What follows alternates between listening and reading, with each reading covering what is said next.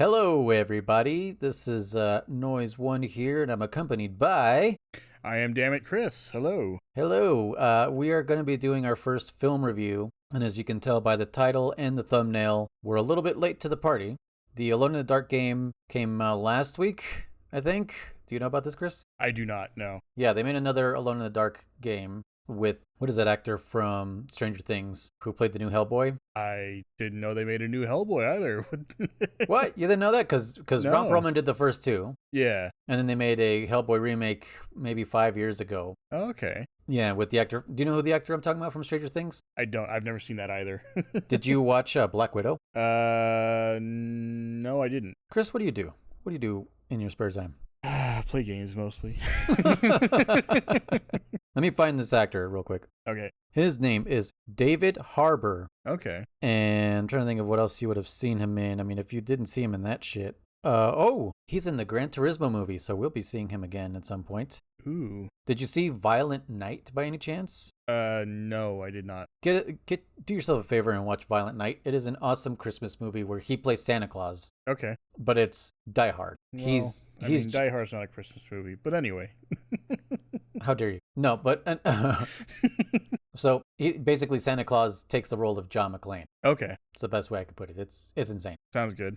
Anyways, so they made a new game. He's in it. Like they put his 3D model inside the new game. I think it's getting mixed reviews right now. I don't know what it's at on Metacritic or anything like that. I don't really care. It's not a game that ever really caught my attention. Okay. And the original came out in 1992 on MS-DOS. So, oh wow. Yeah, the actual significance of this video game franchise, because they've made multiple ones and remakes, and the original basically created the survival horror genre, not altogether, but the stationary camera with the pre-rendered backgrounds and the 3D models moving around. Okay. Right? So that's where Resident Evil got its most, like the biggest inspiration from, is Alone in the Dark. Interesting. Yeah, so if you ever get a chance, watch a clip of it or something. Just watch someone play the 1992 version and you'll be like, oh my, how did anyone ever play this? Because it's so slow. Like your character moving around the screen is like obnoxious. It has the tank controls, but it started the whole picking up an item, inventory management, examining the item, all this other stuff. Yeah. Anyways, so we're here for the movie that was made by the one and only Uwe Boll. I spoke about this fucking jackass back when we were watching the Monster Hunter movie. Yeah, I remember that. Yeah. Did you feel the lack of love in this movie? I did. I mean, having not played the games, I don't know if I really have it that compared to that, but it's just as a film in general. Yeah, no, it was, I don't know, a lot of the stuff, like, didn't really fit or make sense, I think. Like, some of the lore they talked about, and then, like, they'd say, oh, well, this is the reason for this, and then, like, 10 seconds later, directly contradict that. Okay. So I don't know if that was necessarily on him, or if it's, like, the writers or what, but yeah, I definitely felt like there was a lot of things in here that's, like, they would say one thing and directly contradict it, or like it would just not make any sense in the real world, I guess, or in their world even. Yeah, because he didn't write it. The writers were Elan Mastai, Michael Roche, and Peter Schreier, whoever the hell they are. Who knows? It might have been a pretty dope script, but the execution was god-awful. Yeah. Do you know what the story was? Like, here's the synopsis: is a detective of the paranormal slowly unravels mysterious events with deadly results. That's the entire synopsis to this movie. Do you even know what the story was? I mean, well, I remember in the beginning they talked about, like, there was an ancient civilization that had, like, discovered a portal or something to another world or another realm or something. And that when they discovered this, it created the end of that civilization, like it just killed everyone and everything. I don't remember if it had talked about, like, they had sealed it up again or what had happened with that. It was just so bizarre. Like, and cliche at the same time. It's like, what? Yeah. Okay. You say so. Yeah, I mean, I didn't even get that. I must have not been paying attention or something, but I did not know that was... Well, they have that thing in the very beginning where it's the words on the screen, the guy's reading it. The crawl. I forgot about that. Yeah. It was a really long text crawl, by the way. It was, yeah. Ton of information. So you got that information from the text crawl? Yeah. Okay. Basically. And then I remember I think there was a part in the beginning when he was talking about that he was a paranormal investigator with the guy in the cab. Oh, yeah. But otherwise, it never really came up.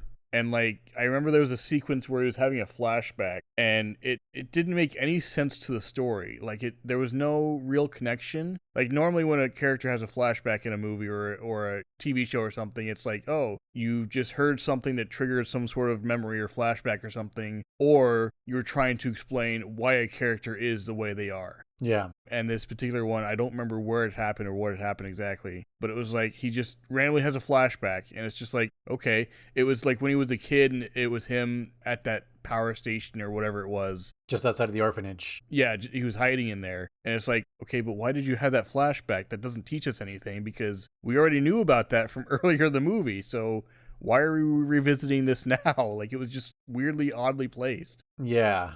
And one of my favorite scenes that was the beginning when he's talking with the kid. Yeah. And the kid's like, these things aren't real, blah, blah, blah. I shouldn't be afraid of the dark. And he's just like, your mom's a fucking dumbass and you should totally be afraid of the dark. Yeah. No, I was thinking the same thing. And I was like, this kid is absolutely an asshole. Because I remember like a couple scenes later when he's getting in the taxi cab and he's doing some more like explaining his backstory and everything. He's like, oh, it might have seemed like I was an asshole to that kid. It's like, no, that kid was an asshole to you. What kid asked you all these questions and then it's like, no, you're wrong. Because the kid's like, oh, you had a nightmare, didn't you? It's because you had cheese. My mom says that, whenever you have cheese, you have nightmares. And I was like, wait, is this his kid? And then I realized, like, no, it was just this kid was randomly told by his mom, I guess, that if you have cheese, you're going to have a nightmare. And I don't know if it was one of those things to prevent him from eating cheese late at night, or if it was like he lactose intolerant or what. But it's just like, who are you to tell this guy that having cheese gives you nightmares? Like, what? It was just... I love that. You're saying the kid is the asshole. Yeah. Well, because like, why is I don't understand where he gets the cojones, if you will. Yeah. To tell this guy like, oh no, my mom says it's fine, so it's okay. No, it's not. You're a child. You know nothing. Well, anyways, I don't know how we got hung up on the kid, but so here's I got some notes. So the guy's name is Edward Carnby. Yes. That is actually probably like the only thing that they got correct with the game. But I guess the first game, the main character's name is Edward Carnby. That's about the only thing that I think they got correct. I've never played any of these games. So guys, if you guys have played any of these games, I know they made like PlayStation games and they had like a 360 re-emergence of this franchise and that failed, I think. Let us know in the comments, like, did they get anything right in this movie? Because I've never played any of these. Chris, you've never played any of these? No. The fight that they had, somehow the Tony Jaa, Mila Jovovich fight in Monster Hunter was better than what we witnessed in here. Yeah. This was real bad. Oh man. It was real weird. Like the guy who was like he was like invincible, right? Like he was getting shot. Oh, by the way, I guess this old man who's doing all this research, I didn't realize it, but he's the one who sent this guy to kill Christian Slater. So Christian Slater is Edward Carnby, by the way. So he sent him to kill him, and that's why he chases him in the taxi cab. And by the way, he totally endangers this guy who's like, yeah, lose him. And he's like, you got it, bro. And like, yeah. He doesn't even tell him to like get out of the car or anything. He's just like, just stay there. And Christian Slater's the one who jumps out of the car. Mm-hmm. And somehow the driver of the taxi cab miraculously is okay because he got T-boned. Like, oh yeah, right there too. Yeah, I really don't know how he survived that. That was pretty nuts. Well, that was another thing I had noticed, and this was just one particular line that the taxi driver had said. He said a line something like, "My insurance won't cover this." Yeah. When the guy was rear-ending him, and I'm thinking like, what kind of insurance do you have that isn't it the wouldn't company's cover... insurance? Yeah, well, even if it's personal insurance, like it's going to cover an accident against you. That's the least they're going to do. Like, yeah, he got rear-ended. It may not cover if you do something else to someone else, but like, what was the writer thinking? Unless he like improv that line, what was the writer thinking? Like, what? I feel like the writers were foreigners. Like the dialogue seems like it was written by someone who has no idea how people talk in the U.S. Yeah, or how things work. Pretty much. Like, have you seen The Room? I have not, no. Okay, well that is written and directed by this guy named Tommy Wiseau, and nobody knows where he's from, but clearly he's French. And just the way the whole movie is written and acted out is just, it's so weird. Everything's so disconnected, just like this movie. So it feels like some like foreigners definitely wrote or wrote this movie, or Yeah. Uwe Boll had more to say at the end, because Uwe Boll is definitely he's a foreigner. I forget where he's from. Where is this guy from? He's from Munich. He's German. Okay. So yeah, so there's a disconnect, you know. If we went to another, I mean, I'm sure there's so much disconnect with our movies. Oh yeah. Portraying other countries, Yeah. and when other countries watch it, they're like, "What? No, nobody talks like this. Yeah. Nobody." Yeah, well, a lot of idioms and like slang and stuff doesn't translate well, so I can understand that. Yeah, that makes sense. Yeah, so if you guys are from outside the U.S., list all the fucking movies we as a country have absolutely destroyed because we thought we knew better than your country. Yeah. So Christian Slater got this like artifact, and he's got a piece of software on his computer. I don't know if you noticed. It's called Anubis Glyph Reader version 3.5.1. So apparently someone has made, this is like the third version of this software. At least. Is this a commercial piece of software? Also, Anubis is spelled wrong. It's with two N's, and it's the correct way to spell it is with one N. Yeah. So I don't know. I didn't notice that. Okay. Tara Reid is introduced. She works for the old man, right? I guess. Yeah. And I guess her coworker, like, straight is like super dense and doesn't realize that mentioning her ex-boyfriend is gonna like hurt her feelings or something. And he's just like, the security guard guy. Yeah. he's like, and the guy delivering is like, well, what was that about? And he's like, oh man, well, I shouldn't have mentioned that. Like, I'm a dumbass. This is the type of dialogue where I'm like, someone from out of country fucking jacked this up. Like, it's just so disconnected. And like the old guy, he warns all the dudes that are like, oh, they want to betray him, right? Like they want to take away the box that he's discovered on his ship or whatever. Yeah, because the one guy says something like, oh, if this is made of solid gold, then whatever's inside must be worth a fortune. And I was like, no, not necessarily. What? Yeah. Like, Have you seen Raiders of the Lost Ark? Well, and the guy, the professor says something about nowadays we can't even remember why we valued gold in the first place, and I was like, what? No, that's not the case at all. Gold is valuable. Still. And it's one of those things where they say something and directly contradict it, because he says we don't know the value of gold, and then immediately the guy's like, yeah, but if this is solid gold, imagine what's on the inside. Directly contradicting what just happened, what was just said. And that's one of the examples I was talking about. Like, what? No. Yeah. It's all over the place, dude. Yeah. And then somehow the old man knows about the secret compartment in there. How do you know? There's no reference. Was there like, did he have a notebook? It's plot intelligence, I guess. I guess, because usually that kind of thing is like, oh, he's been studying this, so he knows, right? Mm-hmm. That should be communicated to the audience, like, oh, this dude has been studying this, instead of just like, what's this thing right here? Oh, look at that. You know, and he just finds something there. Or even like if he had searched around for a little bit and said, oh, there must be, something hidden here. Or if he found it accidentally or something. But no, that clearly wasn't the case. He knew where it was. Like he went straight for it and like, oh yeah, click, Yeah. Anyways, so 20 or 19 kids disappeared.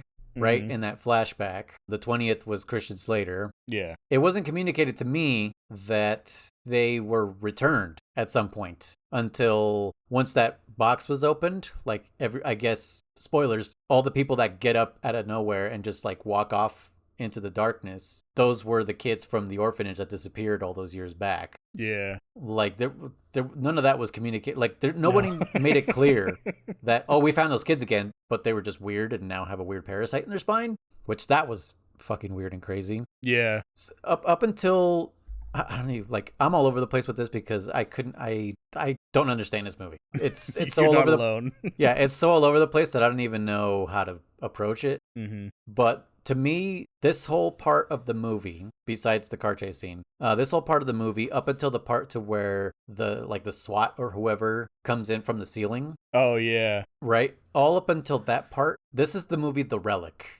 Have you ever heard of that movie, The Relic? I've heard of it. I don't think I've seen it though. It's a guilty pleasure of mine. It's not great, but I love it. It's really fun. And it actually has like a coherent story. There's a beginning, a middle, and an end. The relic is explained. Like this is literally following almost beat for beat what is going on. There's like a creature loose in a museum. And then at a certain point, cops come in through a glass ceiling to like rescue the scientists that are inside this museum. It's so crazy, like almost parallel. I was like, whoa, like this is The Relic, bro. And then after that, it goes off the rails. Yeah. What happens after that, dude? I need your help. I have no idea. I remember there was that one part that made me chuckle with the guard when the power goes out and he's looking around and he's got his flashlight and he's asking for I think that professor guy. Oh yeah, He's okay. like, oh, so and so, you here? And like, it's clearly not, because if he was, he would have answered.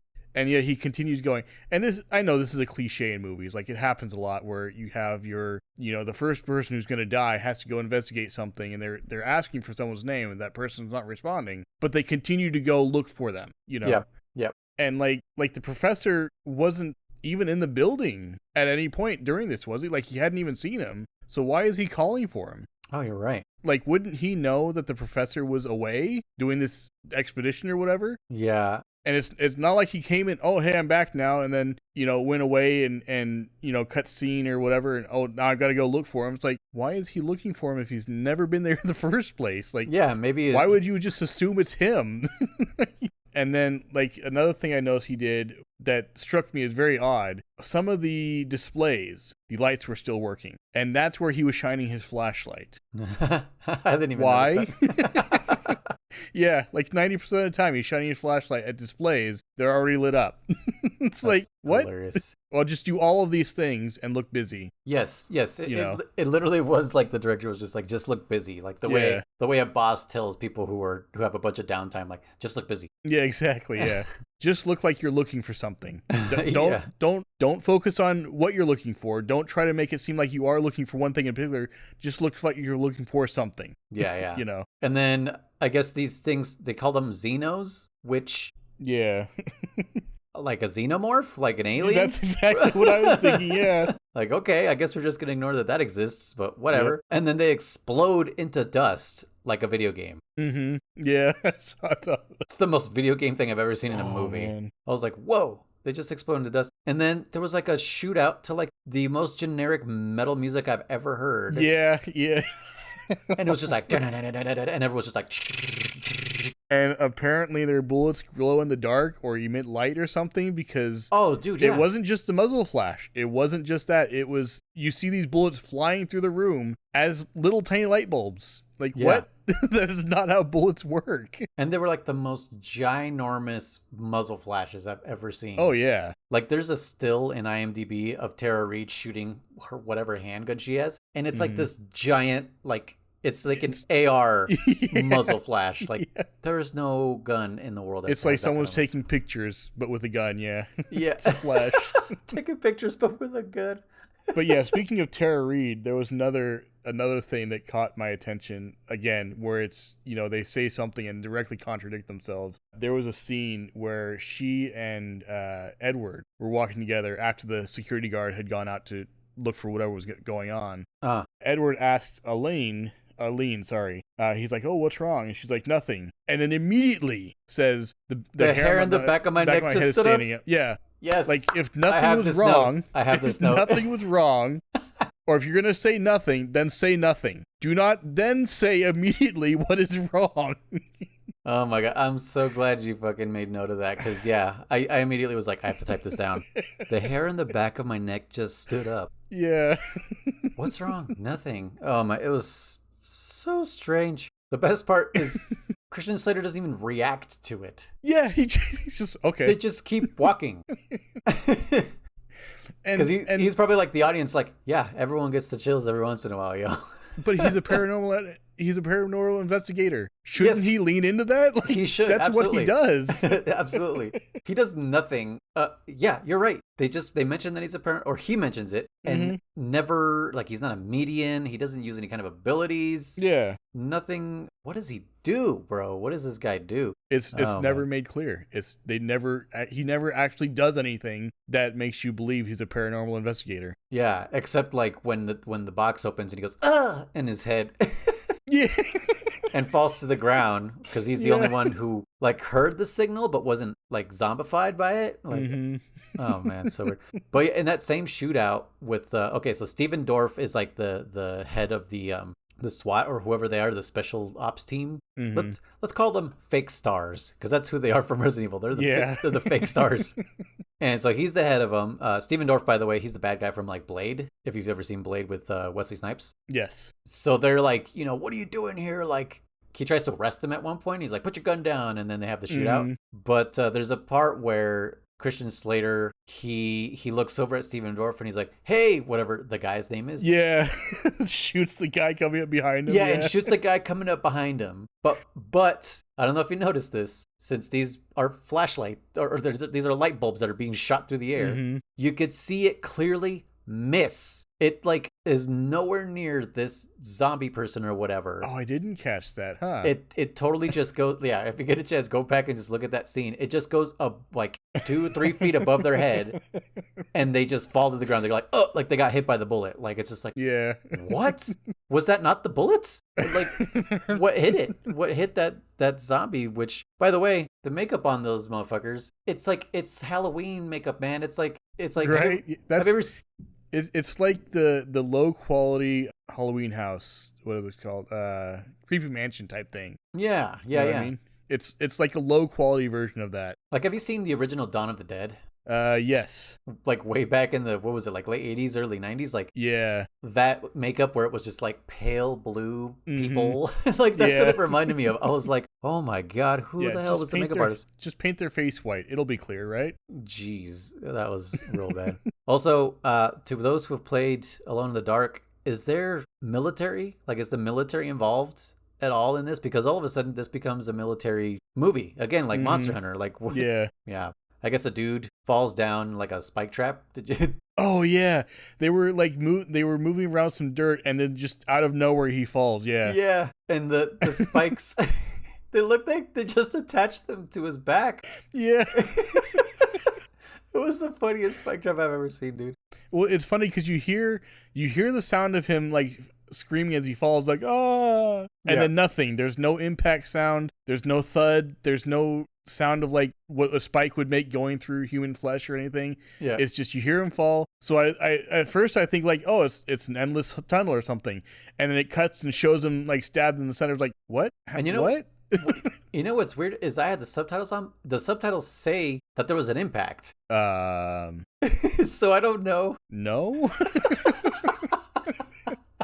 I'd like to dispute that.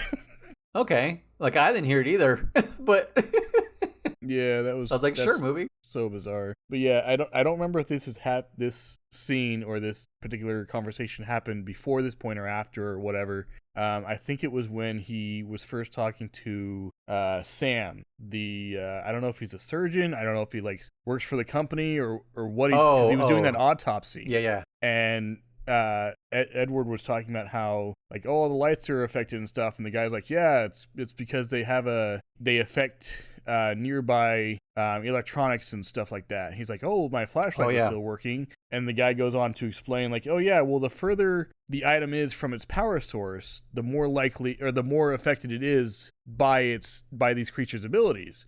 Which, yeah, that explains why the flashlights are still working. However, it does not explain for some reason, 20 lamps that are around everywhere. Just randomly put up on boxes and stuff. Like, who does that, you know? Oh, yeah. And why they're still working. Dude, yeah, I didn't even think about that until you, like, described it. I was like, yeah, that room does have just, like, a bunch of lamps everywhere. Yeah. What the heck?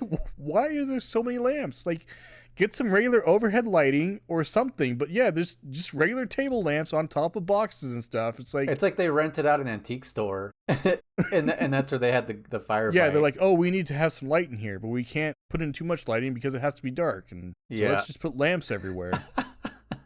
There's no like lore, like, right, built to it to keep the rules together. Yeah, exactly. Yeah. Well, just like with the Monster Hunter movie, like there is Monster Hunter lore, but for their version, there's no Monster Hunter crossover with the human world. So like, oh, let's just throw something in here. Okay, a portal. Yeah. You know, and it's always what it is. It's some sort of portal, and it gets tiring when it's in everything like that. It's just everything is an isekai. Yep. Anyways, this is when I got to get a much better look at the CGI, and it's bad. Mm-hmm. It's not good. Oh yeah, I have a note here that just says the movie descends into another generic military shooter trying to be Jim Cameron's Aliens. Yeah. Oh yeah, and then the guy was like, "We need to get down there," where the guy fell to the spike trap. Oh yeah. Who says they need to get down there? I forget. The leader guy. Oh, okay, Steven Dorff. Okay, Yeah. I don't know what the hell that guy's name was. So they get down there, and doesn't the chick? There's like a chick soldier that falls or something and breaks her leg or something. What happens? No, she didn't fall. It was Tara Reid. Her character fell or started to fall. And it was funny because at first you're like, oh, I'm not sure how much further they have to go. Edward goes to help her, uses one of his hands to grab her hand, and then all of a sudden she's just not on anything anymore. Because at first, like, just her feet were dangling and both her hands were on there, and he reaches his hands down, and now she's just holding on to him. She's not even holding onto the bars anymore. And he's like, hurry, grab, get a foothold or something. It's like, wouldn't she do that normally? Like, does she expect you to pull her back up? Like, why does that need to be said? And then she gets back up, and then that like top part starts falling down. Which, where did that come from? Because it wasn't there when they went down, obviously. So what? Because there's that like cylinder that's like following them down. And man, I don't even remember that. Yeah, it was so ridiculous. And so they're like, oh, hurry up, like, because Edward's the last one to go down, and then it like pans down to them getting down the ladder. She had like 5 feet to fall, maybe 6. Why didn't she just let go? Also, where did the spike trap go? Because it's not there now. Oh yeah. Oh my God, you're totally right. But yeah, the spike trip's gone. The body that was there is gone. And then this like cylinder thing is falling on top of them that wasn't there before because they would have had to crawl through it. Yeah. And then it was after that the Asian lady had fallen. And I don't even know what caused her injury. Like, it was never made clear. Because she didn't fall. No, because she was one of the first people down. What the hell? Because it was Edward was on the top, and then Aline was underneath him, and underneath her was the other guy, the leader guy. Okay. Even if that lady was on the ladder at the time, she did not have very far to fall. Because you're thinking, 3 people in a row, unless it skipped a whole bunch of time in the time that it panned, considering the other direction they were given, that I wouldn't be surprised. She could not have been very far, maybe a couple feet or so from the bottom. Let us know in the comment. Did we watch the same movie? I almost feel like we watched 2 different movies here. How the hell did that lady get injured? Like, because in my brain, she was the one who fell, but I guess not. What the fuck? Yeah. But anyways, so she's on the ground, and then like all these Xenos pop out of nowhere, and they have a gunfight.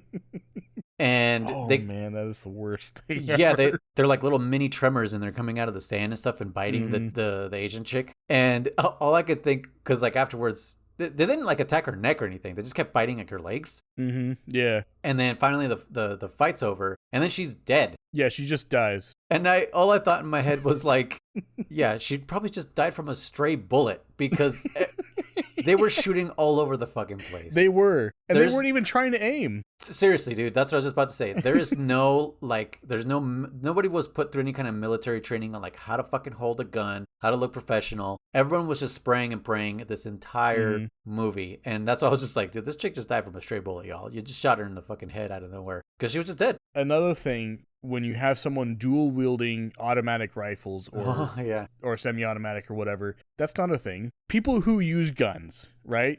You can do that with a pistol. You can dual wield pistols pretty decently, right? They still have kickback. They're still going to push you back, But you try doing that with a rifle, just arms straight out, holding it and shooting. That's not how that works. Like, what? I couldn't imagine the kickback of just holding any other gun besides a pistol like that with one hand.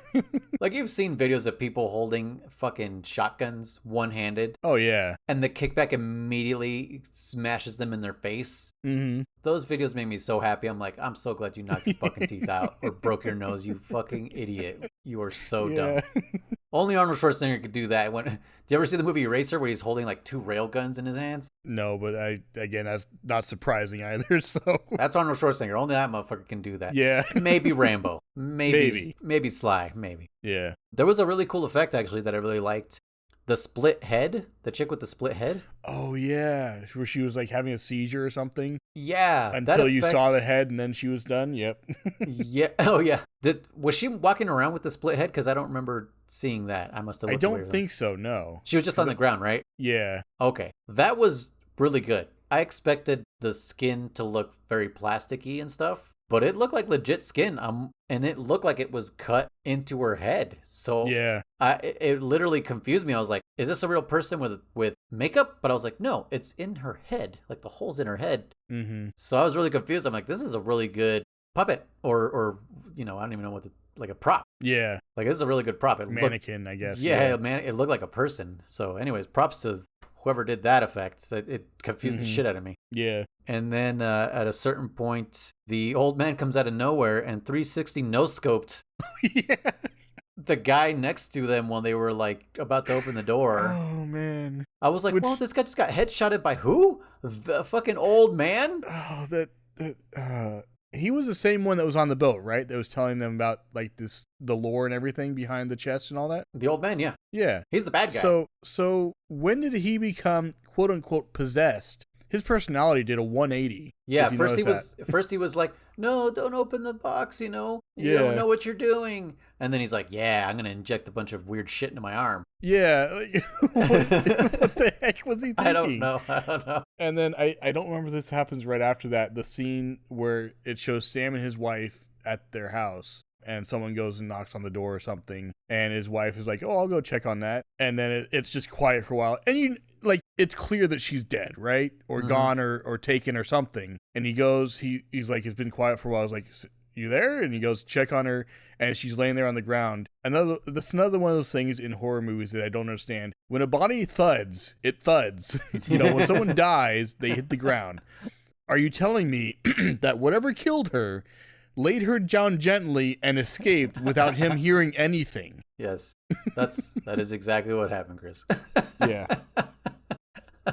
And then immediately after that, he sees her dead body on the ground, turns around, and then the guy comes out and kills him, the professor guy. Yes. Where was he that he couldn't see him before? I don't know. Because he walked into an open room. Like, his wife was kind of in the doorway, right? But otherwise, it was all an open room, right? Based on what we could see with the camera. And he comes out from behind him. Where? Like, did he? The only thing I could think of is, like, if there was a hallway and multiple entrances to this hallway, and she went one way to get to the front door, and there's another way to get there somehow, which, if it was directly from the kitchen, why wouldn't she just gone down the hallway? Because he went to the side, right? Into this room, which I assume is the living room, and then there's an entrance right there. So did he, like, go around the other way, thinking he wouldn't go that way to check on her? Like, I don't know what happened. Where did he come from that surprised him? Yeah. It's just one of those things that, like, okay, yeah, that makes sense. Oh, and I guess they wouldn't have been able to open the door, I guess, because the old man had a special thing. Oh, yeah. To put in there. Yeah. Which, by the way, did you get, like, Skyrim vibes out of the door? Like the key that they had? I did, yeah. It made me think of the claw, like the very first dungeon you go through with the claw. Mm-hmm. Yep. Oh, I have a note here that says backwards caps were back in 2005. Oh, yeah. Like, there was that, Yeah. the headquarters or wherever the fuck they were communicating with the other soldiers. Mm-hmm. Just that chick wearing a backwards cap. Yeah. They filmed this in, like, where did they film this in? It's just like an empty room somewhere that they tried to make it look like. Yeah. Oh, man. Yeah, and then I guess there's like I guess is that a portal, or was that just an underground thing that always existed there in the world and on Earth? That's a good question, because they make it seem like that's the portal, right? But there's no like lights or anything. It's just like, oh, it's a doorway. It's just a locked door with a weird lock. Also, I want to know how the professor guy was able to unlock it by just holding it there. Oh, he didn't like twist it or anything. He just He just holds it there, because then he gets shot again with his weapon. He's firing straight up as he's dying. That's going to happen. He falls down and the door opens. Yeah. Mm-hmm. It was never pressed in. Yeah. But again, he didn't push it. He didn't twist it. Nothing. Yeah. That's what I expected. I was like, oh, he's going to twist it. Yeah. No, nothing happened. No, it just opened because plot. Yeah. And then, they all go in there and stuff, and they're going to blow it up or whatever. Mm-hmm. And then they run away, and then they're like, oh wait, we're too far away, the thing won't communicate, so we can't detonate it. And Steven Dorff is like, you guys go, man, I'll fucking whatever. I'll be the hero. Yeah, so he opens the door again. They're all super far away still, by the way. Mm-hmm. They're like nowhere near the door or anything, and he just starts fucking spraying and praying again. Yep. Just all over the place. and then did he grab the explosives or something? I don't remember. He grabs a bag. Yeah. And he doesn't close the door, right? No, he doesn't. He just runs off. This is really blurry to me right here. I don't know why I can't remember this whole scene, but I'm guessing he explodes. Yeah, it explodes. Christian Slater and Tara Reid escape out of like a basement door. I don't know what to call those. Like a cellar door, yeah. Cellar door. Thank you. Yeah. Storm. That's more like a storm door because that shit was like concrete. Yeah. And they escape out of there, and there's the craziest, weirdest CGI explosion I've ever seen in front of the orphanage. Apparently, they were under the orphanage this whole time. And then Steven Dorff is miraculously alive, right? Yep. He's just like, I'm good. And then they go searching for... Wait. Do they follow up with Steven Dorff? Or they're just like, he's alive and that's it? No, he's just alive. Okay. Yeah. All right. So they never go back to that. And so they go investigate the orphanage. They're looking for, what's her name? Sister Clara. And everything's completely abandoned. And then she's just neatly dead. Yeah. dead, laying with her arms on her side, looking straight up. And hasn't aged a day, by the way, from the beginning of the movie. In the last 22 years, she has not aged a day. I noticed that too. Yep. No gray hair, no added wrinkles, exactly the same person. I guess the whole world, or not the whole world, sorry. The city got evacuated? I don't remember that. Yeah, so I have this in my notes. I said the ending is confusing. It said everyone was evacuated, but the narration makes it seem like they died. Okay. Because he was talking about, at the very end, I don't know if you remember this, he was talking about like, oh, just like with the Ataki or whatever the civilization was, when they unlocked this portal, everyone died. And it seems like it's happening again. So everyone died? Because okay, he does say that, yeah. Because in the when it like switches scenes at one point, I think right after we find out what's her name is dead, it says like, such and such time, evacuation complete. Like 8:30 a.m. evacuation complete. So it's like, okay, there's evacuated. And yet at the same time, you see cars that are in the middle of a intersection that are just wide open. So you're telling me that people were driving their car, stopped, and then decided to walk? Yes. Yeah, they're like in the middle. Yeah. And it's just one car. It's not like there's a whole slew of cars and, it was too much traffic, so they just decided to walk instead. Nope, it's just one car. And then, after he finishes that speech you were talking about, there's, a POV of a creature and it chases after them and then it cuts. Mm-hmm. So. Which aren't they, like, it made it seem like they can't be in light. So. Oh, yeah. What the hell? I don't know. What is that? Because the whole thing is called Alone in the Dark. Which very little of this movie was in the dark. Yeah. And if their powers affect light sources, why would their bodies affect light sources if that wasn't around during ancient times? There were no, electric sources back then. So another thing I want to go back to, and this is back when they had gotten into that one tunnel at the bottom of that thing where the spike trap was. Uh-huh. Tara reads that thing and she says, oh, it's a warning. And she reads, it says, once you make it down alive, you're already dead. Yeah. I forgot about that. What? I forgot about that. Is this a riddle? Because no, she says it's a warning. Once you reach here alive, you're already dead. I forgot to write that down. I'm glad you. I'm glad you read that. And it's one of those things where it must have been like a mistranslation or something, or they have a phrase in their language and it doesn't translate to English well, Yeah. She basically read out the equivalent of "Omae wa mou shinderu." Yeah, exactly. Like, you don't even know you're already dead, bro. Yeah. Oh man. So yeah, I guess they accomplished nothing because the creatures are out and about, and Jesus, what the fuck did we watch, dude? I don't even know. Like I said, the lore that they gave in the beginning didn't make any sense. Like, why was it just this one civilization that died? Oh, this ancient civilization did this, and then they were all wiped out. So how do you know it was them? Yeah. It's like the Doom thing where they killed themselves because of because of Down syndrome chromosome fucking made them superhumans.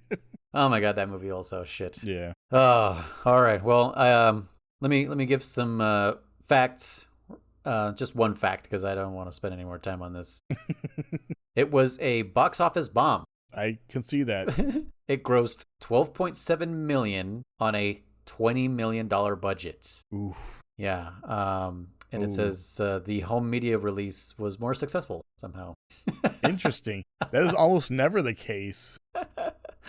It's like, I guess, well, when you think about it, it must have become a cult classic. Like people watch it for fun, the way they watch The Room or Troll 2. Have you ever seen Troll 2, bro? No. Oh my god. People in the comments, I hope you guys know, because if you guys like bad movies and you're watching this review on this movie, you have to have known about The Room and Troll 2, and maybe we'll do that one as a special one because it's not a video game based movie. But Chris, I have some advice here Yeah. for directors. Okay. It's important to have a director with vision. Yes. And Uwe Boll is a blind motherfucker. He has zero vision, bro. Anyway, I have some bad news for you, Chris. Uh-oh. They made a sequel to this. You know, I actually noticed that because I was watching it on Amazon and Amazon Prime rather, and it's like, oh, do you want to watch this movie next? And I saw they made a second one. I was like, oh boy. Wait, it's on Prime? Did you watch it without commercials? Well, no, it had commercials. Oh, okay. Because Prime has commercials now. You know that, right? Yeah. Yeah. I watched it on Plex. Plex had it with commercials also. Yeah. So wait, is Alone in the Dark available through Prime? It's available. Yeah, Alone in the Dark too. All right. Well, seeing as Alone in the Dark is in the zeitgeist right now, I guess our next video will be Alone in the Dark too.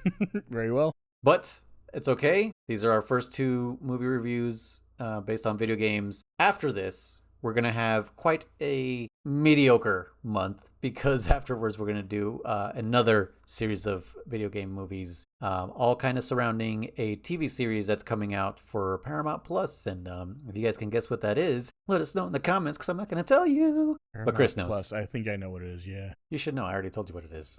You just don't remember. Okay. All right. All right, guys. Well, thanks so much for listening to this review. This was a bad movie. Should we bring back the Siskel and Ebert 2 thumbs up? Yeah. I didn't like this. Yeah, no, I didn't either. So not even strictly from a entertainment standpoint. Like it wasn't that entertaining. no, it was not worth the watch. Yeah. Maybe just for the content, I guess. Yeah. So yeah, I give this a dislike. Same. Yeah, 2 thumbs down.